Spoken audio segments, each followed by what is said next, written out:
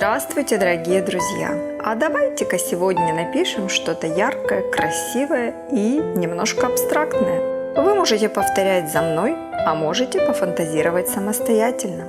Все, что необходимо для работы, ниже в описании к видео.